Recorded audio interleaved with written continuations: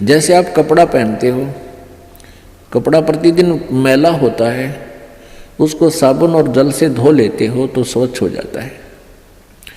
ऐसे ही आप जी का जो प्रतिदिन किए हुए नित्यनेम, प्रतिदिन किए हुए मंत्र भक्ति के, ये आपके ऊपर अनजाने में हुए हुए पापों को डेली साफ कर देता है।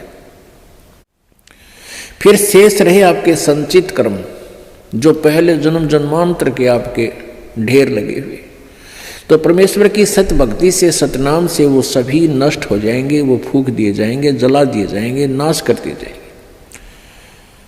ये पूर्ण परमात्मा सत्य पुरुष कबीर देव जी की भक्ति से ही वो संचित कर्म और ये वर्तमान के जो क्रियावान कर्म और प्रारब्ध के पाप कर्म, ये सभी पाप कर्म परमेश्वर कबीर जी की भक्ति से नष्ट हो जाते हैं, समाप्त हो जाते हैं, नाश हो जाते हैं, खत्म हो जाते हैं।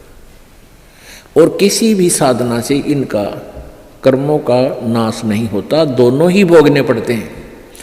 संचित भी न्यो के न्यो रहेंगे, डिपॉजिट, संचित माने डिपॉजिट, पहले के जन्म जन्मांतर के आपके बैंक भरे पड़े हैं वहाँ भगवान के दरबार में। पापों का अकाउंट और पुण्यों का अलग अलग होता है। तो इस प्रकार हमने इस परमात्मा की सत्साधना से अपना मोक्ष करवाना है। अब जैसे कर्म करेगा ऐसा ही फल देगा भगवान, तो इस विधान से तो हम कभी भी पार नहीं हो सकते। और जो ये विधान इन अज्ञानी संतों ने बना रखा है कि जो भी तेरे भाग्य में है वो तो भोगना ही पड़ेगा, इस विधान से भी हम पार नहीं हो सकते। एक इन्होंने विधान बताया है, जैसे देवी भागवत में आप जी ने पढ़ा था कि बृहस्पति जी जो देवताओं के गुरु हैं और इन्होंने ब्रह्मा जी से ज्ञान प्राप्त है, तो वो कह रहे हैं कि जैसा भी जिसका पुण्य है पाप है वो भोगने से अक्षीण होगा। दुख आपके ऊपर आ रहे हैं तो आपके पाप कम हो रहे हैं, आपके पाप नाश हो रहे हैं दुख भोग के, और पुण्य आपको मिल रहे हैं तो आपको सुख प्राप्त है तो आपके पुण्य नाश हो रहे हैं उन सुखों को भोग के। ये प्रोसीजर है इन तत्व ज्ञानहीन ऋषि महर्षियों और प्राणियों का। अगर इस विधान से हम चलें तो कभी सुख नहीं हो सकता और कभी मोक्ष नहीं हो सकता। सुख भी भोगे खत्म होंगे और पाप भी भोगने से समाप्त होंगे तो कभी नहीं हो सकते, क्योंकि हम एक दिन में करोड़ों पाप करके विश्राम लेते हैं और पुण्य होता ही नहीं, क्योंकि वो साधना शास्त्र विरुद्ध होने से, उस शास्त्र विरुद्ध साधना जो वर्तमान में चल रही है, पहले तो चलो शास्त्र अनुकूल साधना करते थे, ओम नाम का जाप था और यज्ञ हवन किया करते थे, और भी फिर भी वो अनकम्प्लीट थी, फिर भी उनका कुछ आंशिक लाभ अवश्य था। अब तो हम आगे जय गणेश देवा माता थारी पार्वती पिता माँ देवा ये आप बना के गाने लगे। आप ही अपने हिसाब से ओम नमः शिवाय ये मंत्र बना लिए, ये कहीं मंत्र नहीं है किसी भी शास्त्र में। तो इस तरह की जो साधना करने से पुण्य भक्ति तो लाभ होता ही नहीं। वैसे कोई दान पुण्य हम करते हैं, चींटियों को दाने डाल दिए, पक्षियों को दाने डाल दिए, किधर भंडारे कर दिए, वो पुण्य आपको अलग से लिख दिए जाएंगे, आपके वो भी मिलेंगे,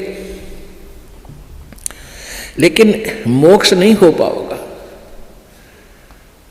क्योंकि वो शास्त्र विरुद्ध साधना होने से मोक्षदायक नहीं है। ना कोई सिद्धि हो, ना गति हो, ना ही कोई सुख हो। गीता जी अध्याय नंबर 16 के श्लोक नंबर 23 में कहा कि शास्त्र विधि को त्याग कर जो मनमाना आचरण करते हैं, जो मनमानी अपनी पूजाएं करते हैं अपने हिसाब से, उनको ना तो सुख होता है, ना उनकी गति होती है, ना उनकी कोई सिद्धि प्राप्त होती है, यूजलेस।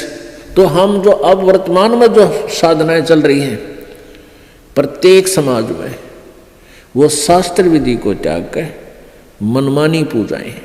तो वर्तमान में जो साधनाएं आप जी करें उससे तो कोई लाभ होना ही नहीं,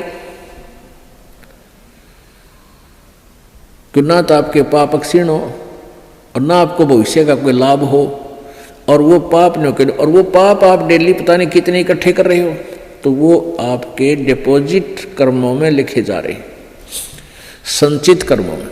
और परमात्मा की साधना, पूर्ण परमेश्वर की साधना से क्या होगा? जब ही सतनाम हृदय धरो, भयो पाप को नासे, मानो चिंगारी अग्नि की भाई पड़े पुराने घासे।